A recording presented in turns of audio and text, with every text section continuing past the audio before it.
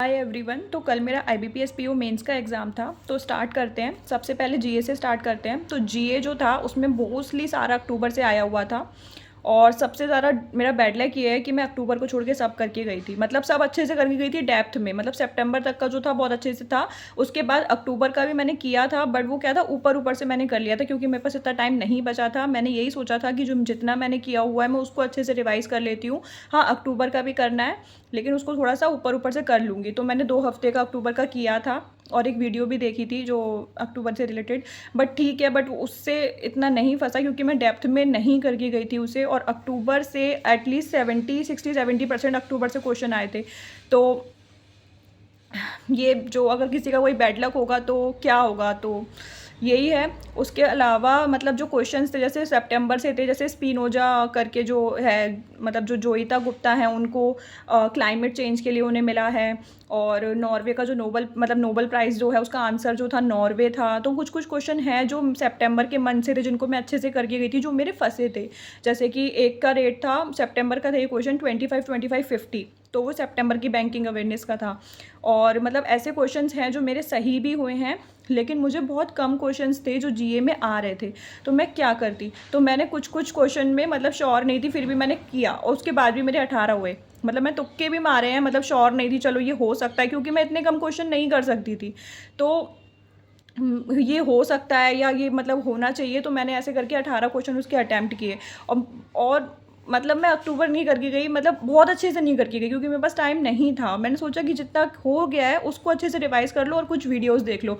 But उनमें से video source में से मतलब इतना कुछ खास आया नहीं था क्योंकि लास्ट मोमेंट पे जो अगर हम देखते हैं तो। और उसके अलावा रीजनिंग पे आते हैं। तो रीजनिंग में मैंने डाटा सफिशिएंसी के क्वेश्चन अटैम्प्ट किए थे जो 2 नंबर वाले होते हैं। 2 क्वेश्चन वो अटैम्प्ट किए थे और एक क्वेश्चन जो था वो सर्कल में एक पज़ल 1 नंबर में दे रखी थी, तो वो अटैम्प्ट की थी। उसके अलावा मैंने इनपुट आउटपुट अटैम्प्ट किया था 1 नंबर वाले में। और मुझे ऐसा फ़ील हुआ ना यार कि इनपुट आउटपुट में एक एक स्टेप बनाने में मतलब इतना ज़्यादा लॉजिक लग रहा था और उसमें टाइम भी जा रहा था कि आपको लॉजिक थोड़ा सा ढूंढना पड़ रहा था। और वो क्वेश्चन मतलब कम से कम 2 मार्क्स का तो डिज़र्व करता है, मतलब उसको 1 नंबर में डाल दिया, मतलब वो वाला इनपुट आउटपुट उसको 1 नंबर में डाल दिया। और उसके अलावा तो रीजनिंग में कुछ करने जैसा था नहीं, क्योंकि जो पज़ल भी दे रखी थी वो 1-1 नंबर वाली भी मैंने नहीं की, मुझे नहीं आ रहा था समझ में क्या है। और एक मैट्रिक्स भी मैंने ट्राई किया था बट लास्ट में मुझसे कोई वर्ड ही नहीं बन रहा था उसका, जब मैंने बनाया तो वो कुछ अटक रहा था, वो गया। उसके अलावा मैं क्या करती क्या, क्योंकि उसमें कुछ मिसलिनियस था नहीं, कुछ भी मिसलिनियस में कोई भी क्वेश्चन जैसे खास दिन स्लॉक्स था नहीं, इनइक्वालिटी था नहीं और डायरेक्शन थे नहीं, और मतलब कुछ भी ऐसा था नहीं जो मैं करूँ। तो फिर मैंने वो जो क्या कहते हैं लॉजिकल थे वो करा, तो ऐसे मिला जुला के मेरे क्वेश्चन हुए हैं। वो भी मतलब ऐसा समझ लो कि घिस पिट के मतलब मैं पहुँची हूँ कि हाँ कुछ तो करना ही है, तो मैं ऐसे मैंने किया है। और उसके अलावा इंग्लिश पे आते हैं। तो इंग्लिश का मैं अच्छे से एनालाइज़ नहीं दे पाऊँ क्योंकि मेरी इंग्लिश बहुत ज़्यादा खास नहीं, बट मुझे फ़ील हुआ कि पिछली बार भी मैंने इसका एग्ज़ाम दिया था और इस बार भी दिया है, तो मुझे ऐसा लगता है कि इंग्लिश का लेवल बहुत अब पूछा था पिछली बार से। और मतलब जो कॉम्प्रिहेंशन जो पैसेज होते हैं तो वो भी मतलब ऐसा था यार कि ईजी नहीं था, मतलब उसके आंसर नहीं मिल रहे थे। उसको पढ़ने में भी मतलब एक एक एक पैसेज था किसी ने किया हो तो, कि आपकी सुनने की क्या एबिलिटी है, अगर आप सुनो, आप किसी की बात को अंडरस्टैंड करो तो हाँ मतलब ऐसे करो। तो मतलब एक ऐसे करके कोई पैसेज था, आपने मतलब किसी ने पढ़ा हो, वो मैंने पैसेज अटैम्प्ट किया है तो बताना। और इंग्लिश में मेरे भी मतलब कम ही रहते हैं वैसे अटैम्प्ट, बट इंग्लिश इस बार मुझे नहीं लगा कि करने वाली भी थी, मतलब इतनी ज़्यादा नहीं आई थी। क्योंकि एक 2 नंबर में भी जो अगर 5 क्वेश्चन 2 नंबर वाले में दे रखे होते हैं वो कितने कन्फ्यूजिंग थे, किसने अटैम्प्ट किए मुझे समझ में नहीं आया कि वो क्या था, कि मतलब कितने तरीके से वो वर्ड बन सकता है, मतलब क्या स्वैप हो सकता है कितने तरीके से। तो वो मतलब अगर किसी ने किया भी होगा ना तो वो उसमें श्योर नहीं होगा, और अगर श्योर है भी मतलब ठीक है कि हाँ ये हो सकता है, फिर भी वो गलत होने के चांसेस मुझे लगता है बहुत ज़्यादा थे। तो मैंने 2 नंबर वाला तो इंग्लिश में किया ही नहीं, ठीक है। उसके अलावा मैथ्स पे आते हैं। तो मैथ्स में एक डीआई थी जो सबने की होगी, जो डेबिट कार्ड है, और एक एक डीआई थी 2 नंबर में थी। तो वो डीआई मैंने सबसे लास्ट में अटैम्प्ट की, वो अच्छा हुआ मुझे मिल गई लकीली, नहीं तो मैं नहीं करती तो फिर किया ही क्या मैंने पूरे पेपर में। तो ये था, तो वो डीआई मैंने की, उसके 5 क्वेश्चन अटैम्प्ट हो गए थे मुझसे। और एक डीआई थी जो कि 2 नंबर में ही थी, जो एम करके दे रखा था, उसका डेटा याद नहीं है, कुछ एम करके था।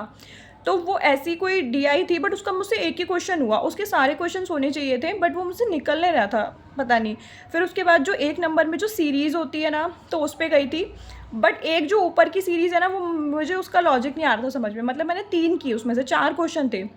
तो वो ऐसे मिला जुला के मैंने अटैम्प्ट किया। और उसके अलावा हाँ, डिस्क्रिप्टिव पे आते हैं। तो डिस्क्रिप्टिव पे मैंने जो लेटर है, तो लेटर लिखा था, जो एडिटर को लिखना था ग्लोबल वार्मिंग के ऊपर, तो वो लिख दिया था। वो मतलब लेटर मैंने अच्छे से किया था, मतलब पूरा वो ख़त्म हो गया, मतलब जितना भी लिमिट था वो उसका ख़त्म हो गया था, बल्कि मुझे अपनी एक लाइन कट करनी पड़ी थी उसमें से। तो उसके बाद अलावा ऐसे जो था, तो वो मुझे ऐसा लगा पहले डिजिटल बैंकिंग पे करती हूँ। फिर उसमें जो एक दूसरा टॉपिक भी था, जेंडर इक्वलिटी, तो मैंने उस पर कर दिया, क्योंकि उस पर मुझे पॉइंट्स उस टाइम थोड़ा ज़्यादा समझ में आ रहा था कि हाँ ये ऐसे कर सकती हूँ, वैसे कर सकती हूँ।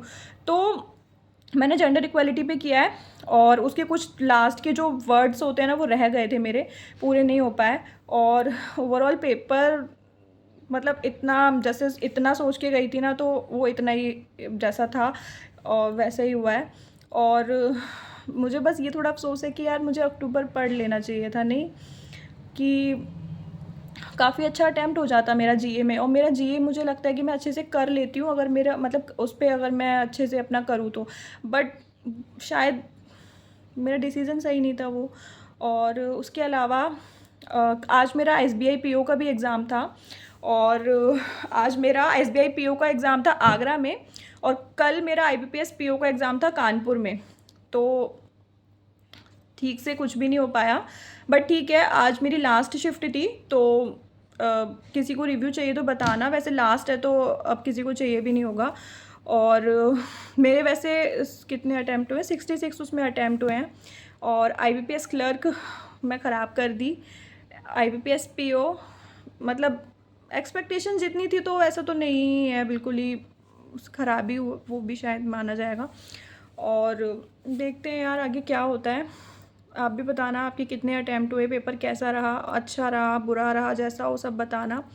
और एसबीआई पीओ का एग्ज़ाम कैसा गया वो बताना। एसबीआई से मैं हर बार, मुझे कोई ऐसी ख़ास होप रहती नहीं है एसबीआई से, जो था मुझे आईबीपीएस पीओ से ही थी। बट ठीक है, अब मैं क्या ही बोलूँ, वीडियो लंबी हो रही है। बाय।